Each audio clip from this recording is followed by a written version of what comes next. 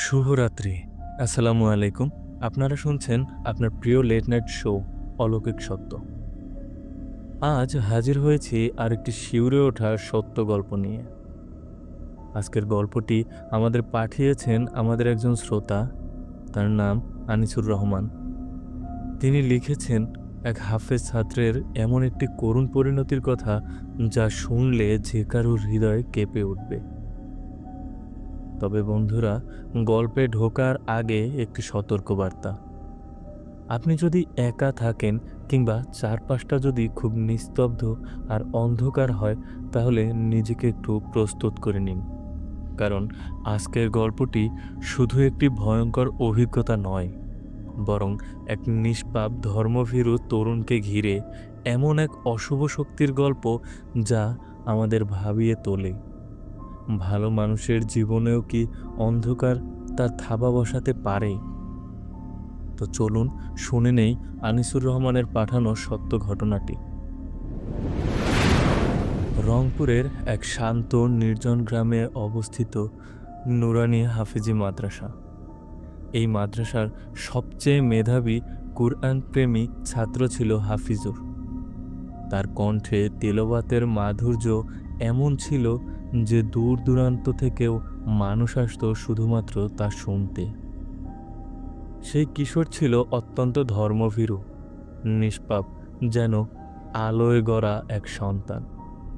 কিন্তু ভাগ্যের নির্মম পরিহাস, এই আলোই কারো জন্য ঈর্ষার আগুন হয়ে দাঁড়ালো।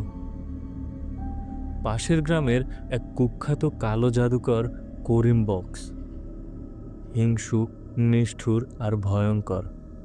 তার কানে যখন হাফিজুরের খ্যাতির কথা পৌঁছায়, সে জ্বলে ওঠে। সে চেয়েছিল হাফিজুরকে ব্যবহার করতে নিজের কালো জাদুর কাজে।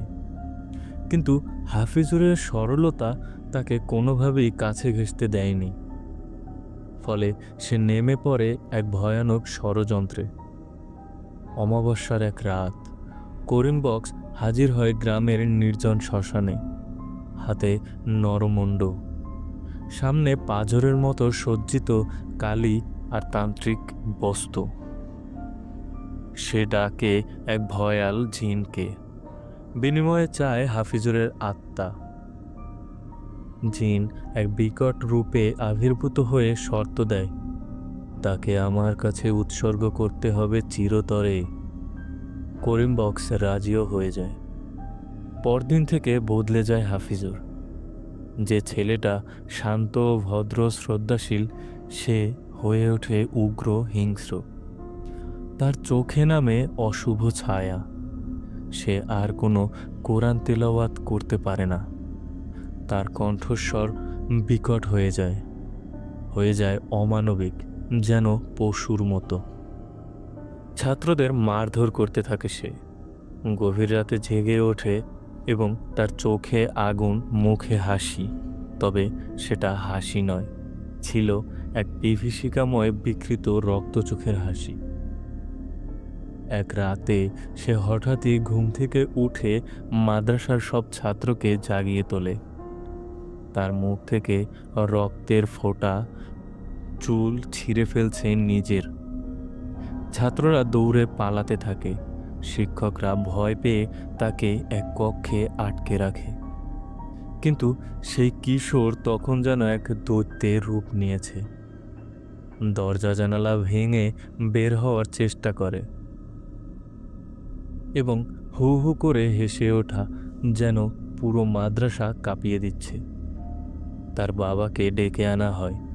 গ্রাম জুড়ে শুরু হয় ঝাড়ফুঁক, দোয়া, কবিরাজি, কিন্তু কিছুই কাজ করে না। অবশেষে এক বৃদ্ধ হুজুর দূরগ্রাম থেকে আসেন। তিনি বলেন, এই কালো জাদুর উৎস খুঁজে না পেলে তাকে বাঁচানো যাবে না। শুরু হয় দিনরাত ঝাড়ফুঁক, কোরআনের আয়াত, কিন্তু হাফিজুর আর সে আগের মতো নেই। এক রাতে ফু দেওয়ার মাঝেই হাফিজুর চিৎকার করে ওঠে, আমাকে মুক্তি দাও, আমি আর পারছি না। তার চোখ তখন আগুনের মতো জ্বলছে, মুখ দিয়ে ফেনা, শরীর কাঁপছে, আর কিছুক্ষণ পর নীরবতা। সকালে সবাই দেখে হাফিজুর মারা গেছে, কিন্তু কোনো আঘাতের চিহ্ন নেই তার শরীরে। শুধু তার দুটোর চোখ সম্পূর্ণ কালো, যেন ভেতরের সব আলো নিভে গেছে। এরপর গ্রামের সব মানুষ ক্ষেপে গিয়ে করিম বক্সকে ধরে ফেলে, তার কালো জাদুর সরঞ্জাম ধ্বংস করে তাকে গ্রাম ছাড়া করে দেয়। কিন্তু তাতেও শান্তি মেলে না, কারণ আজও গভীর রাতে সেই মাদ্রাসার পাশ দিয়ে কেউ হাঁটলে শুনতে পায় চাপা কান্নার আওয়াজ। কেউ যেন মুক্তির জন্য আকুতি জানাচ্ছে। সবসময়ই ভালোবাসা, বিশ্বাস আর ধর্মভীরুতা অশুভ শক্তির বিরুদ্ধে জয়ী হয়। এমনটা বলা সহজ, কিন্তু বাস্তবতা কখনো কখনো কঠিন। হিংসা, ঈর্ষা আর অন্ধকার যখন একসাথে জড়ো হয়, তখন এমন কিছু আলো নিভে যায়, যাদের নিভে যাওয়া আমরা কেউই কল্পনা করতে পারিনি। আমি কৃতজ্ঞ আমাদের শ্রোতা আনিসুর রহমানের কাছে এমন একটি অনন্য ও হৃদয়স্পর্শী গল্প পাঠানোর জন্য। আনিসুর রহমান, আপনার এই ঘটনাটি শুধু ভয় নয়, গভীর বেদনা আর এক নৈতিক বার্তা দিয়ে গেল শ্রোতাদের হৃদয়ে। বন্ধুরা, আজ এখানেই শেষ করছি, তবে যাওয়ার আগে একটি অনুরোধ রইল। আপনার নিজের জীবনে যদি কখনো ঘটে থাকে এমন কোনো অলৌকিক, ভীতিকর বা রহস্যময় ঘটনা যা আপনি বিশ্বাস করেন সত্যিই ঘটেছে, তাহলে আমাদের লিখে পাঠান। হয়তো পরবর্তী রাতে আমরা আপনার গল্পই শুনব, হয়তোবা আপনারই কণ্ঠে, আপনারই অভিজ্ঞতায়। আমাদের ইমেল অ্যাড্রেস অলৌকিকসত্য@gmail.com। আবার ফিরব আরেক রাতে অন্ধকারের ঠিক পাশ থেকে। ততক্ষণ ভালো থাকুন, নিরাপদে থাকুন আর বিশ্বাস রাখুন, সব অন্ধকারের শেষেই কখনো না কখনো আলো জ্বলে উঠবেই।